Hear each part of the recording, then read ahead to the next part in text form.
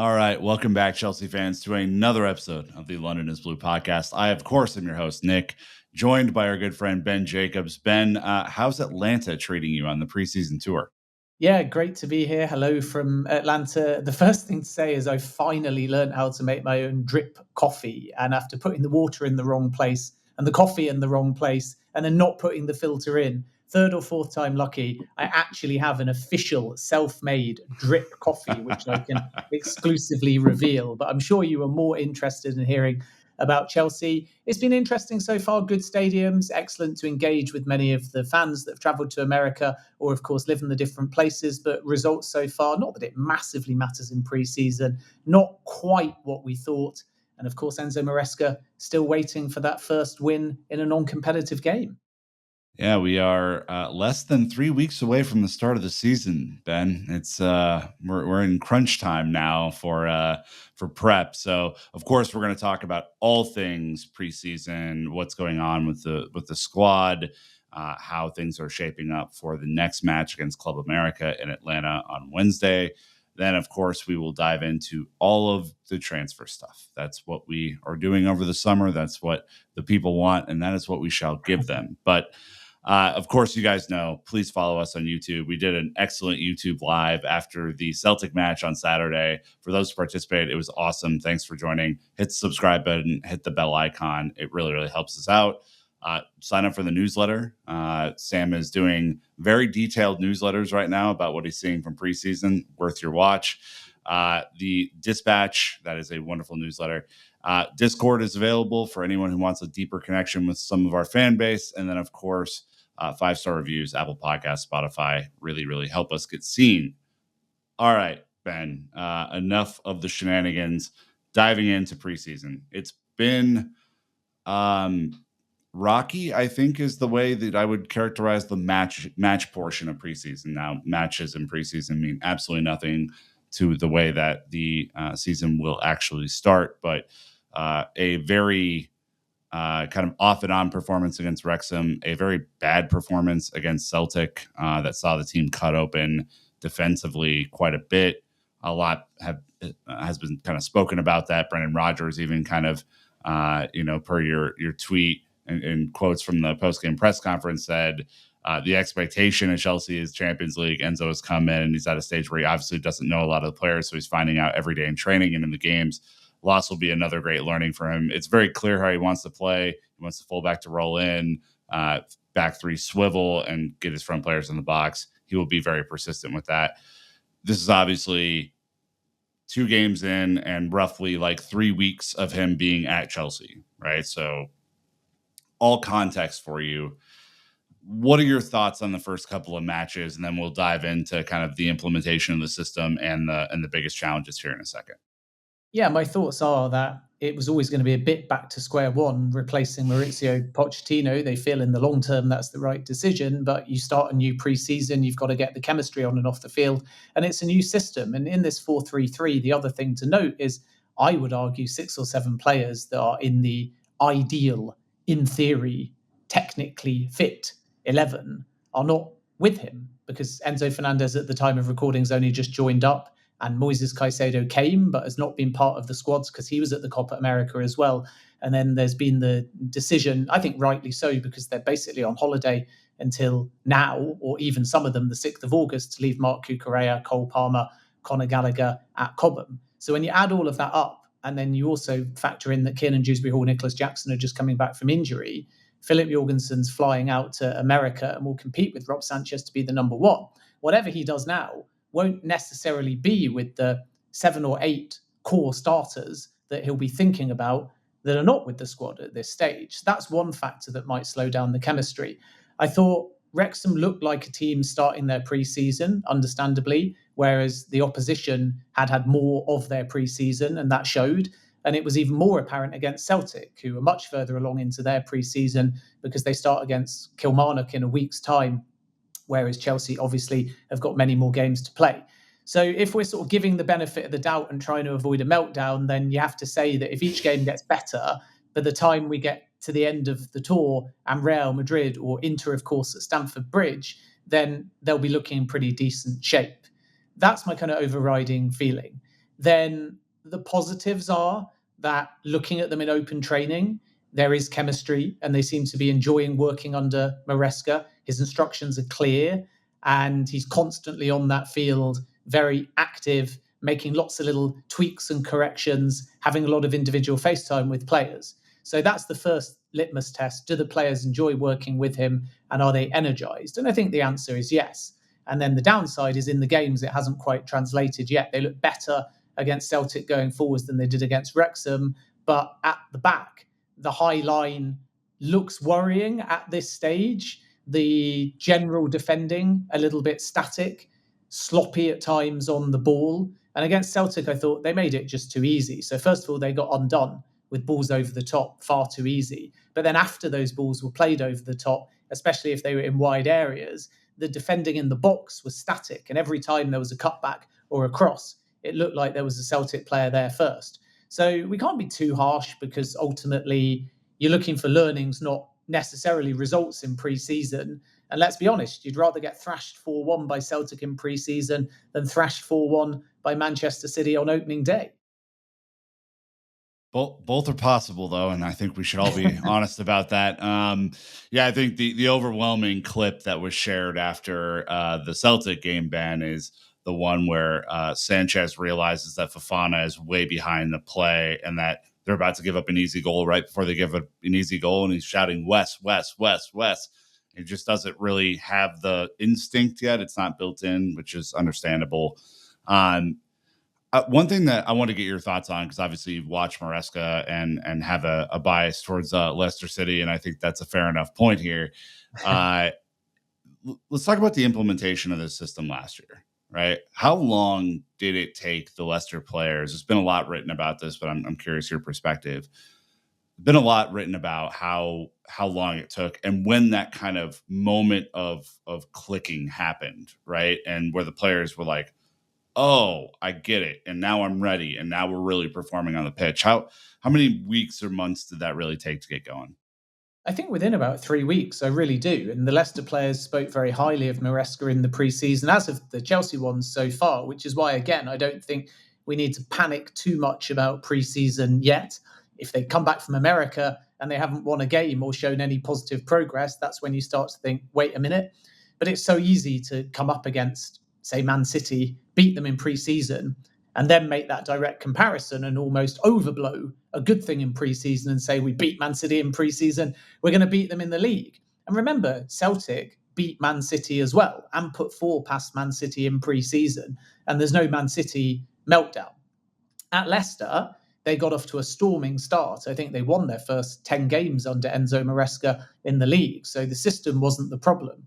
And if anything, it was the opposite at Leicester, whereby everybody was on a high. And as the season went on and the system didn't adapt, and Leicester got caught sometimes on the counter-attack or with this high line, people started to say, can he not be a bit more flexible? Why is he sticking to this? Don't they need to get the ball forwards a lot quicker? And when they dropped points on the road, in particular, towards the back end of the season, when it looked like they might blow it for automatic promotion, at that point, he was questioned, but not really early on. And I think the challenges at Chelsea are, one, as I mentioned before, not all the players are with him. 2, it's a bigger squad and a bigger dressing room, and he has to assess the talent very quickly. And then 3, pairings and new roles. So the 2 sort of pairings for me that are the most important to decide on are centre-back pairings and wide players, even though they're technically not paired. And then that relationship between the inverted fullback on one side and the non-inverted fullback on the other. And is he going to stick to one side, or is he going to alternate? Is he going to alternate in-game, or is he going to switch it up until he works out what the best side is? And part of the inverting will also be done with a view to getting the best out of Enzo Fernandez. So that's a dynamic that he hasn't yet seen, and putting energy and bodies around him to allow him to do what he does. And Enzo Fernandez should be well suited to the system. So there's not everything that Maresca can do right now, but picking what he believes to be his 2 starting centre-backs, is Wesley Fofana going to get match fit quick enough? And is it going to be Fofana and Colwell or Tosin? Disasi, of course, has been injured. He had a hernia surgery, so hasn't really had the opportunity to impress yet. So that's one key consideration. And then the other thing is just, is it going to be a Cole Palmer on the right-hand side? Could he play Nkunku there? Or is it going to be Noni Madueke or question mark, a new signing on the right side? And then on the left, I mean, technically you could put Nkunku on the left, Palmer on the right, but I think it's more likely that one of those two will go behind Nicholas Jackson. So actually take up a midfield spot, which will mean that Keane and Dewsbury Hall won't necessarily be guaranteed starts to begin with in a perfect fit 11, if you like. So then on that left-hand side, you've got Raheem Sterling, Mikhailo Mudryk, and they again are both here. So some determination may be being made as to which one of those he prefers as well, because Sterling at Man City, very wide winger, exactly suited to the Maresca style, and Mudryk, as we know, a big potential. So this is kind of just micro trial and errors at the moment regarding positions and dynamic, which is why I think you won't be that concerned by the results. But where he will be concerned is Badiashile turning backwards and playing a dangerous pass that led to a goal. And as you rightly alluded to, the goalkeeper shouting at Fofana, and either Fofana not hearing him or not being sharp enough to actually react and stop a goal. So I guess last question before we go to break. You talked about, and I think it's been well published, right? Maresca has his way of playing and has not shown very much flexibility so far in his coaching career. I am concerned that the players that we have don't always fit the way that he wants to play. And so, not just because he's worked under Pep, which is of course well publicized, but that he has other sources of inspiration like Ancelotti and Lippi to pull from, right? Do you feel like, based on his assessment from preseason, that he is tweaking with his system, or is it going to just be his system until it succeeds or fails? Well, I think we should make one thing clear. All managers tweak with the system, just not the principles. And when I spoke last week to Manuel Pellegrini, another one of Maresca's influences that Yep. he took to West Ham, and he was a player under Pellegrini as well. Pellegrini said one really interesting thing, that the philosophy is don't go tinkering and changing in your worst moment. At that point, your philosophy is tested and you've got to stick to it. So we need to make a distinguishment between philosophy and system. And with philosophy, we're basically talking about Maresca liking this. So players to be inside, players to be compact, the central engine room being really important, which is why Ndidi and Winks at Leicester, even though they didn't get the same glory as Dewsbury Hall, are vital.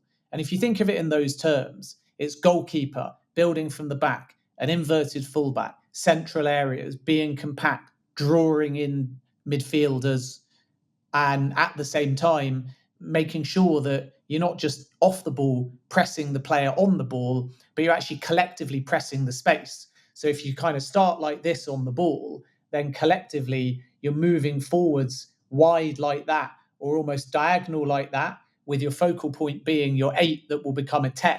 And then you either work the ball to that 8 or 10, or he moves off the ball and then you go into wide areas and you stretch defenders. And then guess what? That creates space in the centre and everybody pushes forward. So your centre-backs end up almost like central midfielders. It means the central midfielders have got more time to be playmakers. It means the 8 can be a 10 and so on.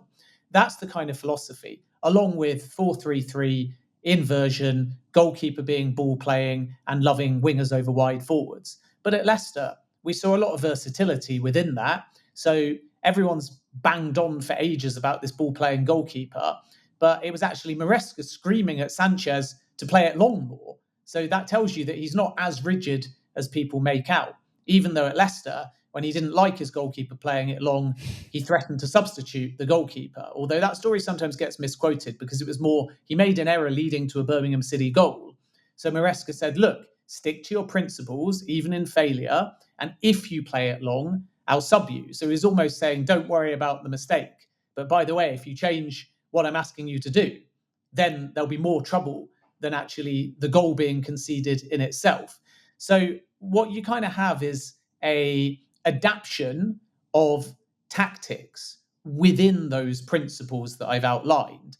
And we're seeing this already. So, for example, we might see him move Cole Palmer centrally. If he doesn't, Cole Palmer will be wide right. Palmer's not necessarily just a typical winger. There's goal scoring output. That's an adaptation from Leicester. Similarly, if he uses Sterling, sometimes Sterling may be used like at Man City as a wide winger. Sometimes he may be used more as a forward in central areas. You've got the opportunity to invert the right or the left.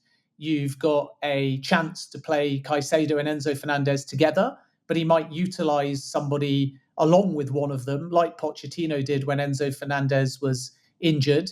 His 8 can go 8, advanced 8, or 10. Or even at Leicester, we saw the 8 fall into a flatter 3 when Leicester had a lead and were prepared to surrender some of the possession.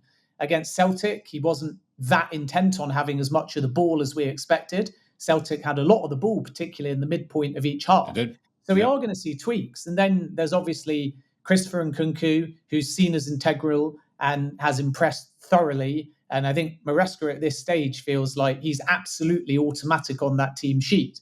So that presents a conundrum because if Cole Palmer gets that nod in the 8/10, at least on paper, then Nkunku is either going to be wider or he might choose Nkunku to lead the line and not Nicholas Jackson. He might play with a false 9. So all of these things actually allow him to do different things. There were times at Leicester as well where it wasn't an inverted fullback and it was just 2 straight fullbacks. So you will actually see a lot of finesse and tweaking and versatility to throw opponents. And especially at Leicester when they had leads, we saw a lot of that to make sure that they weren't just prepared to sit a bit deeper or they weren't just prepared to hang on the ball and do nothing because they had a 2-0 lead. There was a lot of tweaking. Jamie Vardy was often utilised centrally when he scored, but then would be pushed into wide positions when Leicester had leads because he wanted Vardy to stretch the defenders and just keep the ball in areas that were less threatening, knowing that the 2 fullbacks would be bombing forwards more to try and get the Championship side Leicester were playing back into the game. And then Vardy would run diagonal into wide areas, not centrally, because centrally he would hold up the ball and then he would try and get in the box. But wide areas, he would just be able to run in space, stretch, and that would allow Dewsbury Hall and others to go into the box. And Leicester got quite a lot of goals that way. So the principles won't change, but we definitely shouldn't say he's going to just be totally rigid on tactics and game management because no manager at the top level does that. All right. Well, we are going to take our first ad break and then we'll be back to talk a little bit more about the squad and transfers and whatnot. So thank you to the sponsors for supporting the show, and we'll be right back. All right, Ben, just looking at the first couple of preseason performances, there hasn't been a whole lot of like super positives, I would say. It's been a lot of neutral or negative in terms of like player performances from my point of view. But one that people have really kind of gravitated to, and I think just because of the physicality and effort and willingness to make some runs that are more on the unselfish side, is Mark Guiu, who I guess was a surprise first start, got to start again at Celtic. Thoughts so far on Guiu and the report that as of right now, he is set to stay with the first team and potentially play a role in this Chelsea side this season. Yeah, first of all, I've met the player and I've asked on the pronunciation, and yours was 100 out of 10. It was absolutely perfect. I'm basically told, and I'm the worst, I've got it wrong repeatedly, including on this podcast, which is terrible as a journalist because it's the first thing. But you sort of say it in the live environment and you're like, UIE, and it's throwing all of us. But this is how it was explained to me. You cross out the first U. So you treat the name when you pronounce it as if it's spelled Giu, and then you sort of roll in almost a French accent the I and the U together. So it's Giu. Guiu. Okay. And you were So perfect. just a little bit more of, all right, I got you. I'm ready to go. Yep. It's almost one syllable is what I was told, and by the player. And I think he's done a video anyway as far as Chelsea are concerned. So it's better to go with that rather than what I'm telling you. But I'm relaying and I'm correcting myself because I was basically calling him Gahey, like the defender at Crystal Palace. And for that, to the player and everybody, I apologise. But no, I think the fascinating thing for me is that he's very un-La Masia. And I mean that with the greatest possible compliment. Because when we think about players that have come through Barcelona, you expect them to be cultured, you expect them to be deft on the ball, you expect them to have a lot of technique, you expect them to have a lot of movement outside the box. And the beauty of the games we've seen so far is that he's still got that touch and he's definitely got that intelligence and pace, but he's also a bit of a traditional, old fashioned English 90s striker. And I Yep. love that about him because when you have that dual ability to be brute and physical and direct when you need to, and not always worry about, well, who's around me, and just back yourself because of your touch and your power to get in and around the box and to tussle with defenders and to win aerial duels, whether back to goal or otherwise, you think that type of profile will take to the Premier League like a duck to water. And that's my feeling so far. The only thing we've obviously not seen is him put the ball in the back of the net. And what we don't want is a sort of Broja type situation where everyone raves about the assets and the skill and the potential, but the goals just don't come. So I hope for Guiu and for Broja, by the way, if he stays, that they can just get that little purple patch going where they add a few goals. And that's the unfortunate thing about being a striker. You can have a Harry Kane or even an Erling Haaland that do virtually nothing. They get 3 chances in the box, they take it, hat-trick heroes, nobody cares that they weren't involved in the game. With Guiu, we've seen him really involved, but he hasn't scored. And ultimately, strikers are judged on their goals output, but not in pre-season. So I think he's got a real good potential. We can see instantly why he was signed and for a very good fee. And I think profile-wise, he's going to be a little bit different and very useful because if Broja and Lukaku do depart, then you want to keep that kind of profile on the books, which is why Enzo Maresca has hinted that at the moment, anyway, the plan is not to loan him out. One question I have, kind of going back to the philosophy versus the system. Some thoughts from our YouTube live over the weekend were that seeing the right side invert and even seeing the way that Fofana was aggressively pressing in the second game, which was kind of wild to me.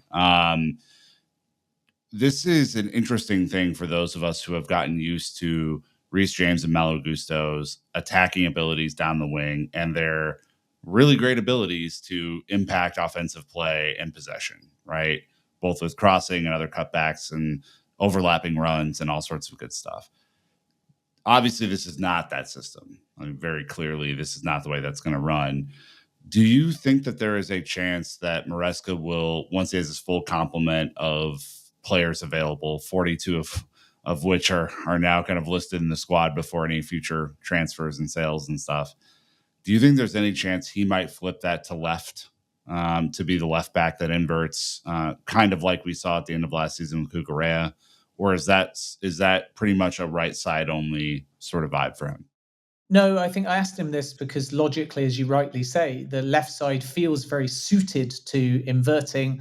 And if you need momentum and to start the season strongly, then Cucurella and even Renato Vega really capable because Vega has also played in defensive midfield and Mm-hmm. likes to invert. So there's the versatility. And Cucurella was brilliant inverting under Pochettino and is in red hot form since the Euros. So it'd be really surprising if Cucurella doesn't come straight back in and become the fullback. But Cucurella, the fullback, non-inverting, did not get as much praise at Chelsea as Cucurella from that Villa game onwards when he started inverting. And he's so comfortable there that it would make a lot of sense. And then when Reece James is back from suspension, and no doubt Malo Gusto before them, they're the ones that love to stay wide and bomb forwards. So it makes a lot of sense. And he may alternate. And I know that in the open training that I've seen so far, everybody has had a go. So we have seen them invert the left side and the right side. And maybe because Cucurella is not here, he's working more at the moment on giving pre-season time towards the right backs inverting because they've done a bit less of it. And then when they get back to Cobham and come that into game, you might well see that Cucurella plays and the left side is inverted. So part of the challenge at the moment is that Vega's new, Cucurella's not there. And if you want to have both options, you need to give the game time where you can afford to make mistakes to the players that need it. And this is why I think he's starting on the right side. The only other thing I would say about the left side is that Cucurella is more geared to doing it. And I would argue as well, the other advantage of the left-hand side is that the winger has to be much more patient because they don't have a fullback always to go outside them. And that means that they may either see less of the ball or they have to stay wide and ultimately generate the width themselves. And of course, if you play Cole Palmer, hypothetically, in a front three on the right-hand side, then you want him to cut inside and you want him to score goals and you want him to get in threatening areas. And it'll be the same if it's Nkunku. So if they're waiting because James isn't in that attacking phase of play, in that wide area on that overlap, they'll have to stay wider. And I think Sterling and Mudryk are better staying wide than on the right-hand side, the options that they've got at the moment. Coupled with Cucurella, there's a lot to like about the left side. Where there's one question mark is if Cucurella inverts, then you would imagine that Enzo Fernandez is the 6 next to him. And Chelsea need as much mobility and speed and dynamism around Enzo. And it might make more sense, therefore, to not go down that side. And that's another sort of very intriguing thing. Because if, for example, it was Caicedo Lavia, then that for me might work. So this is something that he's not going to be able to get to the bottom of until he's got all of those players to alternate and establish what the best chemistry is. Yeah, I was watching his coach's voice video where he was kind of going through some of his tactics and why he does certain things, and of course it was much more on the right side at Leicester, and that's kind of how they chose to run it. But I'm intrigued for two reasons. One, I'm curious about the midfield and how the midfield slots to accommodate, right? The inversion, like who pushes up, who stays back. Obviously, you hope it's Caicedo who stays back in this instance. But you know, that is definitely part of the calculus. Does Enzo, because Cucurella comes in, potentially get to move up into those more dangerous areas where Caicedo kind of rotates around? Who knows? Second thing I'm curious about is which side do they feel like has the best help defending for the inverted winger? Because I think one of the things I've noticed, and of course this will improve as they get more time together, is the right backs are having trouble always making the run back at the right time to kind of slot back in defensively, right? So we've seen Reece stay in midfield a lot because he feels like he needs to help out someone like Lavia, for example. And then it's a lot on Tosin or on any of the other options that we have at center back to make up a lot of room if a winger is kind of streaking down that side, occupying that space. And I'm curious if you've kind of dug into that, like which side they feel like they have a little bit more help from the winger coming back on to maybe make it a little harder for the opposition. Yeah, I think at the moment, like I said before, he doesn't have all of the pieces, but the wingers will be encouraged to stick to their position and keep the shape rather than necessarily be tracking back defensively in the same way that they might have done under Maurizio. Or the midfielder slotting, that's the Yeah, other. precisely. Yeah. But we definitely saw at Leicester, for example, that Fatawi and Mavididi didn't have to do that much defending, and nor did Jamie Vardy. Somebody like Kiernan Dewsbury Hall was encouraged to get forwards, but as I said before, was also used in a flatter midfield or asked to get back defensively. So that player needs a lot of stamina.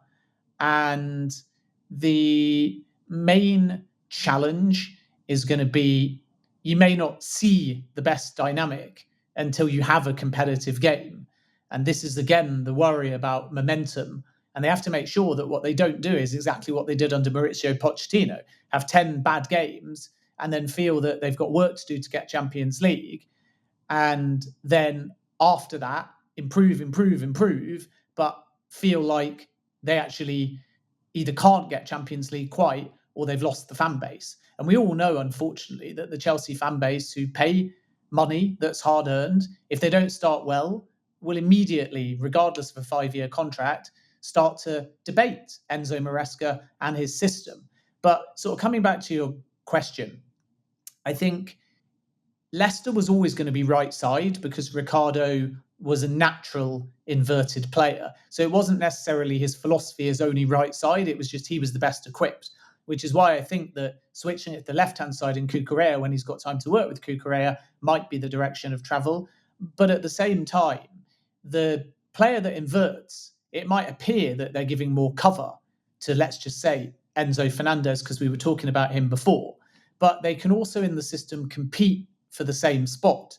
And when I say that Cucurella inverting might not help Enzo Fernandez, it's actually because to get the best out of Enzo Fernandez in a collective team shape that Maresca likes to press space, they'll want Enzo Fernandez to have an outlet to his left in a wider area. So if Yeah, he's in that's trouble, true. he can Yeah. go left. And similarly, if he's on the ball and looking to play make, he can use the left, or he can, as a decoy, have the option left and drive forwards and keep the ball and dribble. And again, there's energy and cover behind him.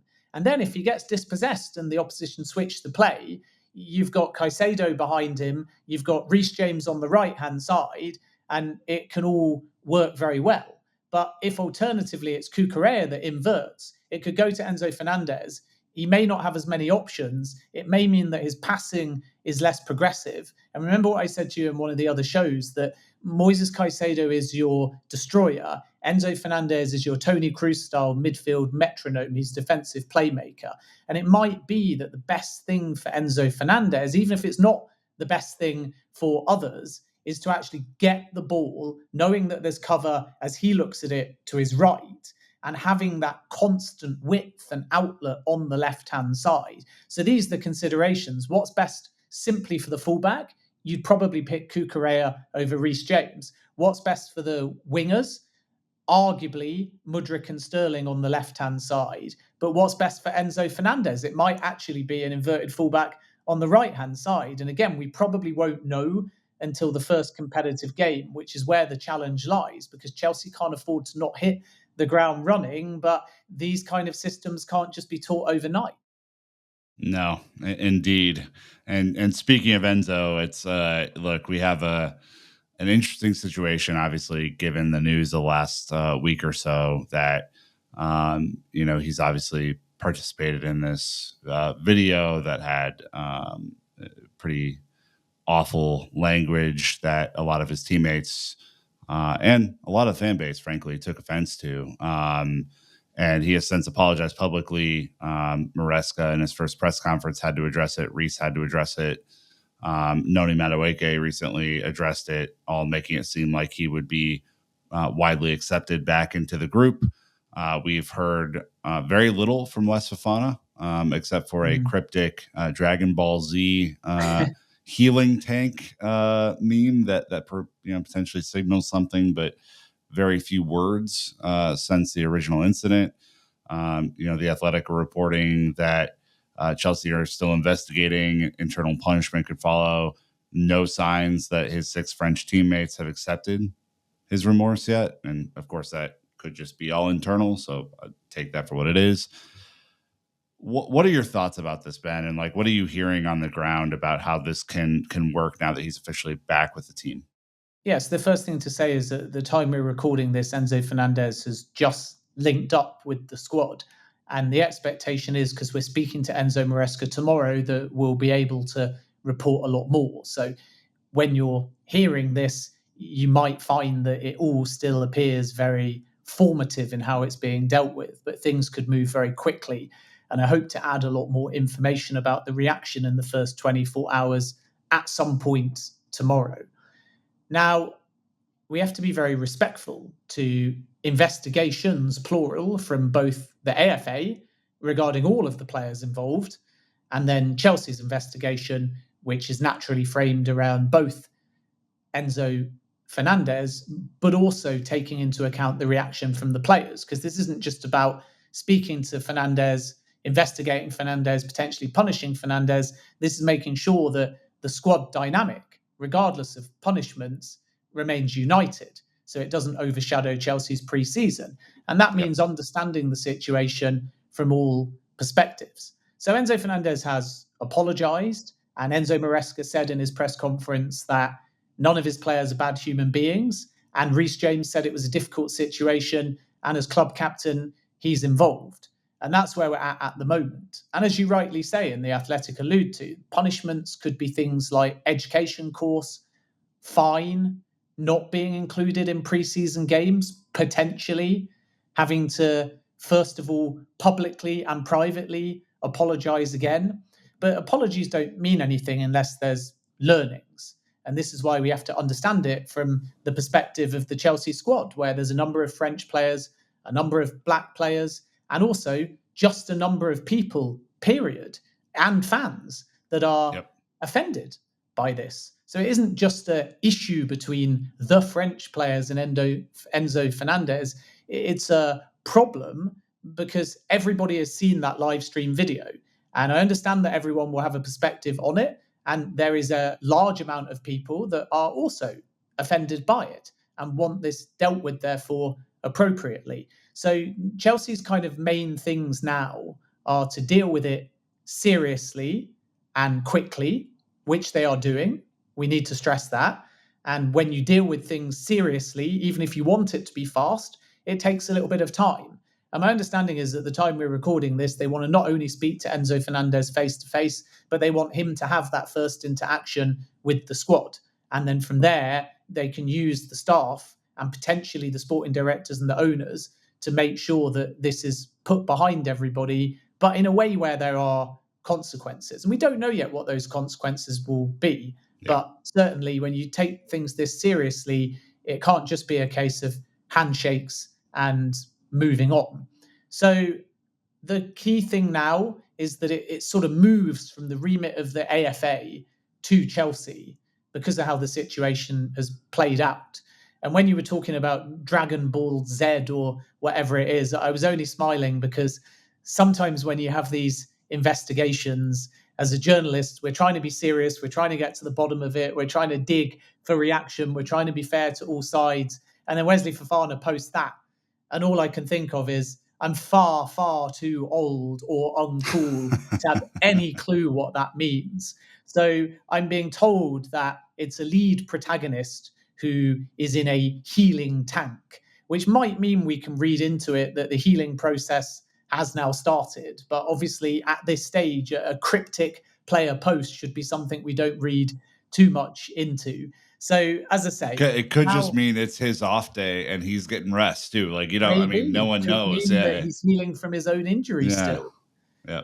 Hopefully, he's not picked up a new injury and has gone into an oxygen chamber or anything like that. But either way, I think the main thing is that everyone would like an answer. I'm sure Chelsea fans just want to hear all is well, all is unified, it's handshakes and they've moved on. But there is a process and there will likely be consequences. And I would imagine that Enzo Fernandez will continue to be very apologetic and take those consequences. But the main thing in all of this is he going to be with the group tomorrow in open training and will confirm? Is he going to immediately be in the match day squads for the friendlies? And I think the answer to that will be no, only because Moises Caicedo has been with the squad a week and still hasn't been involved yet to any great degree. And I think that it will be partly down to you can play in a Copa America, right? But you're still effectively 2 weeks behind the rest of the group in terms of the style, the system, the communication, any fitness work that they want you to do. So I think maybe when we get to possibly Man City, but Real Madrid, we might start to see the first signs of Enzo Fernandez.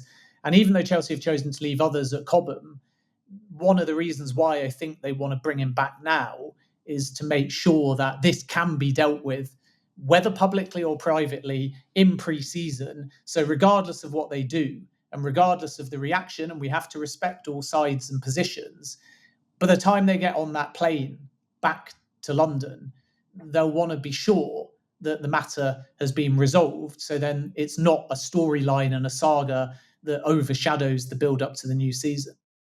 Yep. All right. Back with more transfer stuff after our final ad break. Stay with us and we'll be right back. All right, Ben, some light transfer stuff here because I know, you know, the window's kind of coming to a close in about a month and there's a little bit yet for Chelsea to do. We know, of course, that the business so far is as stands with Kieran Dewsbury Hall, Kellyman, Vega, Wiley, Guiu, and Tosin Adarabioyo, who are already kind of with the squad here. Philip Jorgensen, of course, on the way. We'll touch on him in a second. Estevao, Kendry, and Anselmino for the future. Outgoings, Ian Matson officially to Villa. Lewis Hall going over to Newcastle. Hutchinson over to Ipswich. Ziyech, Sarr, and Thiago Silva, all free transfers out. Let's start with goalkeeper. This has been kind of a hotly contested bit of transfer news that Philip Jorgensen from Villarreal is going to join Chelsea, and he will join Chelsea in the preseason tour, apparently. He is similar to Sanchez in some ways and a little bit different from Petrovic in some ways. What are your thoughts on what's going on with the goalkeepers here? Because we've had a lot of goalkeepers since Thibaut Courtois left. This is a position that just saw 2 new goalkeepers added last year. We're chasing another one this year with potentially Petrovic seeing his way out, Kepa seeing his way out, Slonina kind of uncertain future as well. What the hell's happening here?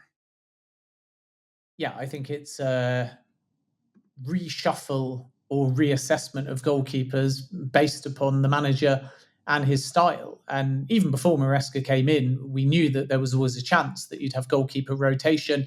It's just that kind of position, isn't it? If Sanchez is not the number one, he might want to look elsewhere. If Petrovic was the number one and he's not the number one, then either Chelsea might want to offload or he might want to look elsewhere. And Petrovic is quite interesting because we've said before that the model works by raising everyone's value and being confident that everyone can make it for Chelsea. And Petrovic proved last season he was capable of that.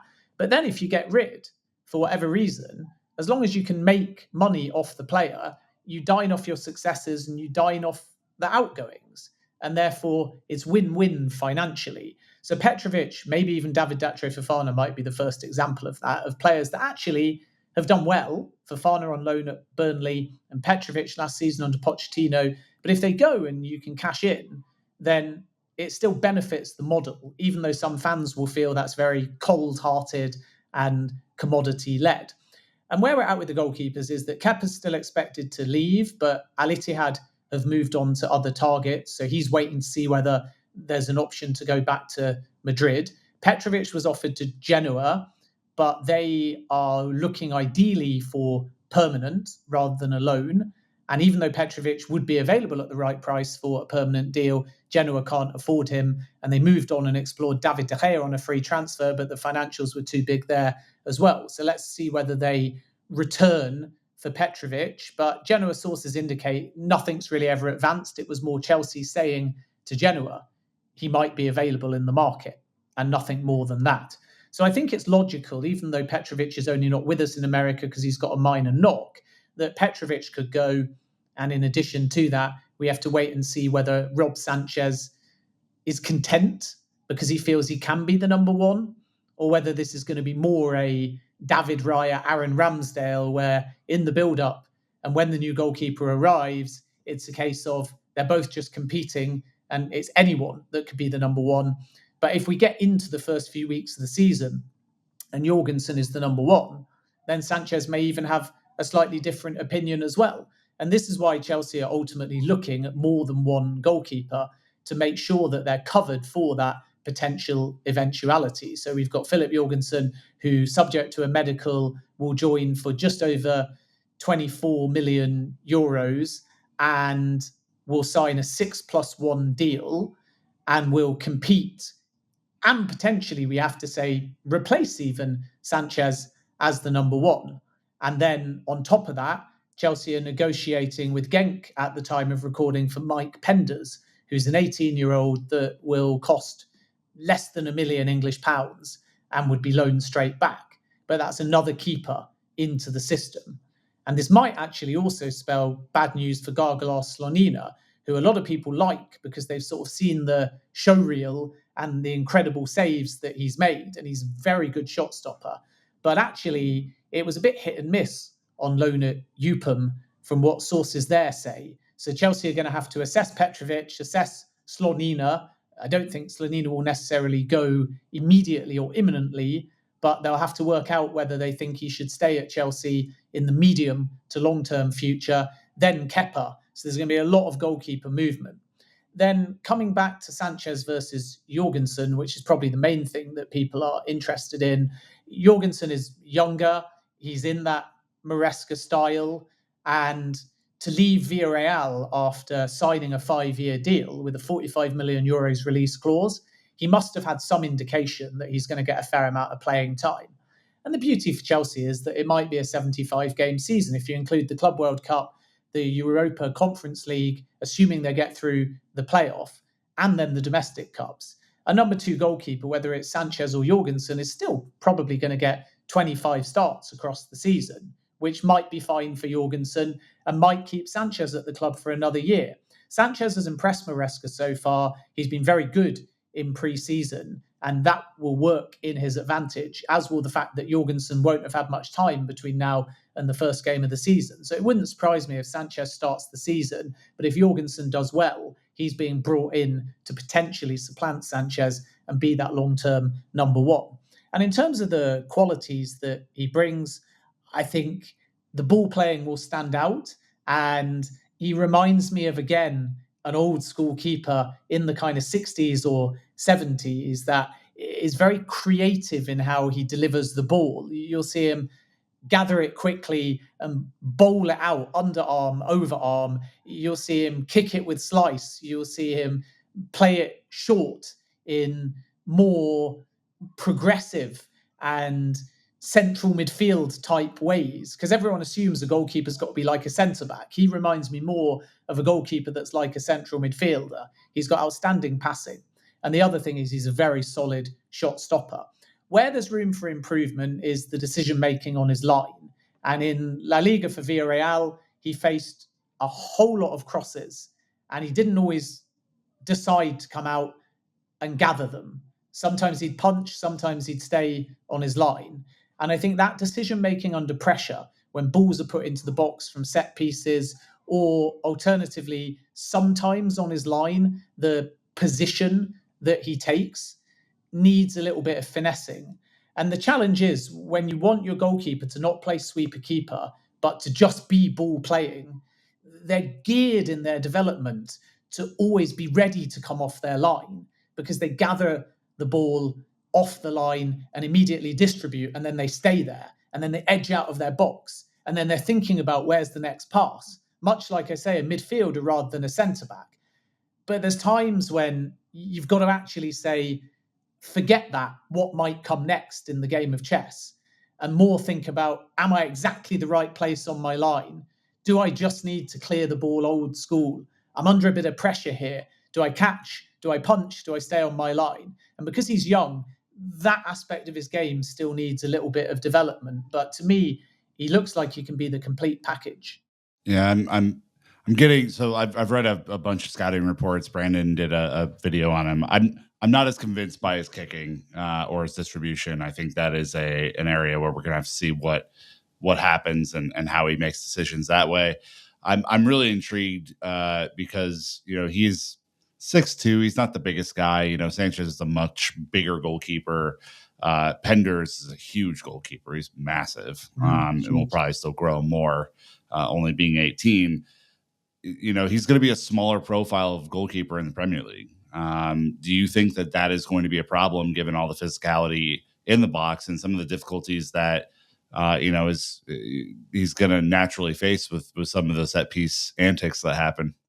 Yeah, I'm glad you asked this question, because many years ago I did a piece for The Athletic via Tifo Football, essentially saying, is there an advantage being a big goalkeeper or a small goalkeeper in the Premier League? And it turns out that there isn't. If anything, it's actually better to be 6'2" or under, which might sound strange, but it's just because increasingly goalkeepers are forced down. And if they get down quickly, or they've got a lower sense of gravity, it's more of an advantage statistically, whereas bigger goalkeepers tend to be able to cover more of the goal and higher corners and have a little bit more reach. But it's actually not as important as you might think. Where the height matters is in coming for those crosses and making those punches. And obviously with distribution, the height shouldn't really be an issue. And I agree with you on the distribution to an extent, but what I would say in Jorgensen's defence, and in this system is he's supposed to be a little bit risk reward, not to the point where he's giving away goals, but if your goalkeeper is under less pressure, starting off an attack and coming out of his box, then the last thing you want is him just sort of passing it sideways or playing a safe pass. So he will be encouraged to be a bit more progressive. And with being more progressive, especially if you're choosing to move the ball aerially rather than along the ground, you may be a little bit more inconsistent. But Maresca's comfortable with that. What he doesn't want is his goalkeepers hoofing it long. What he doesn't want is his goalkeepers playing it short and dull or boring and it not going anywhere. What he does want is his goalkeepers to see the little gaps that might just start off the attack and be as progressive or direct as possible when the circumstances arise. Now, I will just say on the height thing, we had a bunch of years of Kepa getting burned into those upper 90s quite frequently. And so Chelsea fans might be a little hesitant on your analysis there. So just let you But know that's not what's height coming. thing so much, because if you actually look at the agility, so what they measure with goalkeepers is a bit like, I always refer to Tim Cahill. I don't know why, it's just my generation. But growing up, smallest guy on the pitch and an absolutely insane leap. There was a goal that Thiago Silva scored towards the back end of last season. I can't remember who it was against. You'll probably know more than me. And there's a freeze frame there of Thiago Silva pretty much jumping as high as the moon. And you're like, well, he's also tiny. So it's actually about the agility and having that leap, which is why you've kind of got to build up the legs as well. And they say that in golf as well, about the swing is down to the legs and the hip. It's not necessarily like bigger equals more length. It's Yeah, about the of technique. course. And what I've Yeah. noticed with Jorgensen when I've looked at a lot of the data is that he moves in the air, which is a very geeky and specific metric, but he moves in the air, the leap, and then the stretch extremely quickly. The acceleration from a measurement on the ground to the corners of the goal is very quick, which either comes from physical strength and leap or just anticipation. And you can sometimes compensate your lack of height. Whereas if you made him 6'4", but he was slower, or he had less strength in his feet to get off the ground, then people wouldn't care because they'd say he's big, we're fine height wise, but actually he might be moving slower. So I think you'll be surprised by Jorgensen at 6'2" in the way that he is able to competently and quickly cover the top corners of the goal when needed.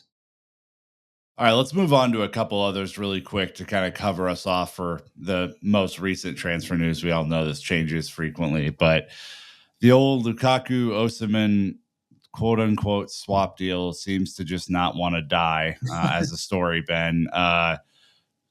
Any quick notes on what the hell's going on? Obviously, Napoli really want Lukaku. You know, Antonio Conte's there now. They're looking to revive their romance as a duo. But what obviously Chelsea are not paying for Osimhen as it stands. He's too expensive. So what's actually happening? Yeah, at the moment, Chelsea still want Samu. I've said that many times, but it's problematic because of the price. And Osimhen has been a name there on the list, but they're not going to trigger the release clause, which is in excess of 120 million euros. So we heard a few months ago that Chelsea were looking for a swap deal with Lukaku, but that's not my understanding. There's been no Lukaku Osimhen swap deal suggested at this point. It's more just that Napoli are willing to bring in Lukaku and want to offload Osimhen. So if Chelsea come calling, they're now prepared to factor in Lukaku rather than only stick to the release clause. But if it's Lukaku at the £38 million that Chelsea want, then you're still looking at another 80 odd million in cash for Victor Osimhen. And Chelsea are not prepared to go that high. So what will happen inevitably is that Napoli will make a formal approach for Romelu Lukaku. So far, the verbal conversations via intermediaries have been talking around the 25 million euros mark and not much higher.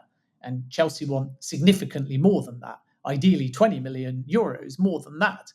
But when it actually comes down to it, with time ticking away, it's really clear now that Lukaku wants Napoli. He's already agreed to a pay cut to go there. A 3-year contract has been verbally agreed. And Chelsea will have to resolve the Lukaku situation, and they desperately won't want it to have to be another loan. And it's looking like Lukaku is going to dig in and say no to Saudi and wait it out and hope that Osimhen departs and then he goes in there. And Napoli will be in a weakened position if they still want Lukaku. They're not prepared to pay what it takes for Lukaku, and Osimhen is still at the football club, because Osimhen will be very unhappy and he'll feel like Napoli have broken their verbal promises that he will be allowed to leave. So the next step, I'm told, is that the Osimhen camp are going to come out and say, first privately to Napoli, but they're prepared to go public as well, I'm told, and basically say the release clause is too high. And in addition to that, verbal promises were made allowing the player to leave. That should reduce the price because the release clause is too high.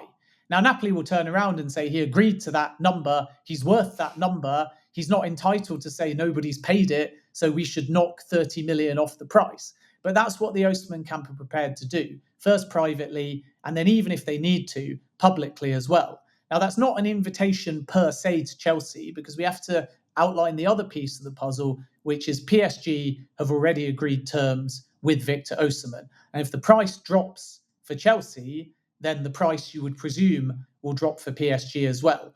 And PSG are hoping to do a deal for somewhere in the region of 80 million euros, which is about 70 million quid. So the only sort of leverage Chelsea would have is if they wanted Osimhen, they were prepared to pay the same 70 million as PSG, but add Lukaku on top. So then suddenly the Chelsea deal is actually in and around the release clause number, and the PSG deal is miles off the number that Napoli are looking for. So then Lukaku becomes a bit of a bargaining chip and allows all parties to do a mutually beneficial deal, but still only if Chelsea are prepared to put, I would say, a minimum of 70 million quid on the table. And at the moment, there's no clear indication that Chelsea are going in that direction. And if they did, you would think they would put a higher offer down first for Samu. Whereas with Napoli, they're inviting creative offers at this point because they know that Osimhen is impatient to leave. So I would say PSG can still be termed the favourites, even though those negotiations are at a standstill. And that's simply because they've made it clear they want Osimhen and they've agreed personal terms. Chelsea are just a dark horse at this stage. They may move for Osimhen, so there could be something to get excited about, but they'll only move if the overall package drops. And I'm not so sure that 70 million plus 38 million or so for Romelu Lukaku, so nearly 110 million total package, is quite something that Chelsea would go for. So therefore, unless Napoli reduce the price significantly more, then it is going to be really difficult. Or the last thing I would say is maybe there's a situation where both sides can get creative and Lukaku can go to Napoli on a loan with a healthy loan fee, with an option or an obligation to buy, and Chelsea can pitch for Victor Osimhen on loan with an option or an obligation to buy. And then from Napoli's point of view, they might get a nice, healthy number as the option and say, if they don't take it, we'll resolve his future in a year's time. Osimhen might be prepared to do that for either Chelsea or PSG as well.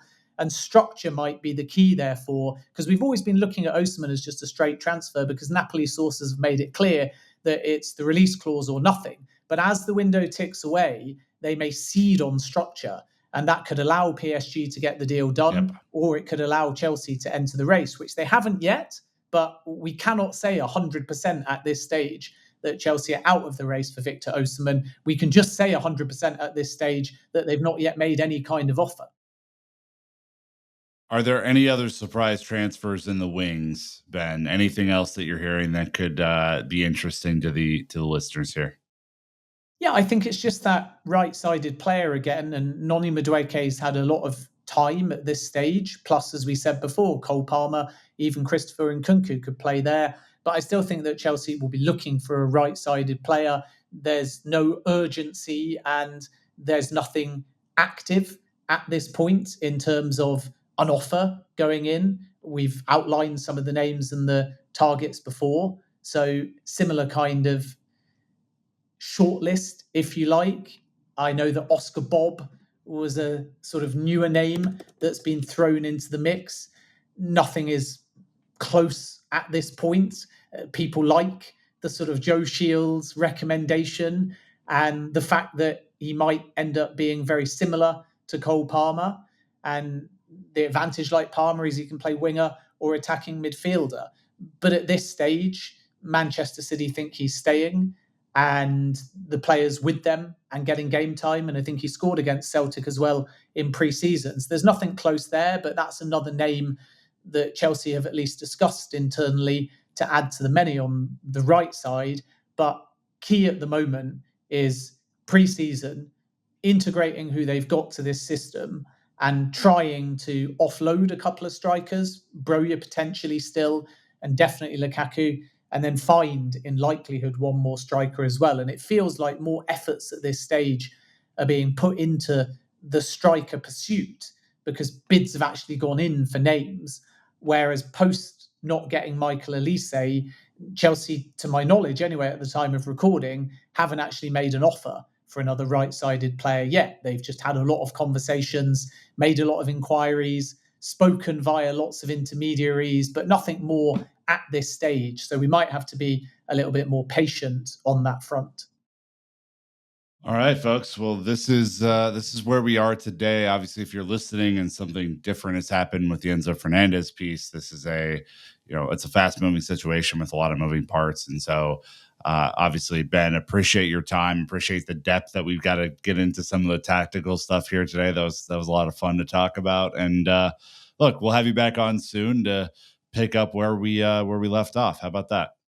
Yeah, I'm looking forward to it. Obviously, we're speaking ahead of Club America, so hopefully next time we speak, we'll have the first unofficial, I suppose we need to call it, win under Enzo Maresca. And the other things, just to say briefly, is that our expectation here on tour is that Nicholas Jackson is not far off being back in the side, and the same for Kiernan Dewsbury Hall. I would be surprised if Dewsbury Hall in particular is not in the squad for Club America. So we might see first minutes for one of the other new signings, and then it will be good to see Jackson back, because if he is going to be the default starting striker at this point, then as much as we've liked seeing Mark Guiu, it'll be very interesting to have Jackson in there and then understand that dynamic with Nkunku. And then when we see the dynamic between Jackson and Nkunku, we may get a clue as to whether Palmer's central or whether Nkunku's central, and everything will start to fall into place. And then Chelsea fans might be able to feel a little bit calmer about the season ahead. Calmer with Palmer. Okay. Well, look, appreciate it again. Thanks to everyone who listens and who's watching on YouTube. We will be back soon with more updates. But until next time, Chelsea fans, you know what to do. Keep the blue flag flying high.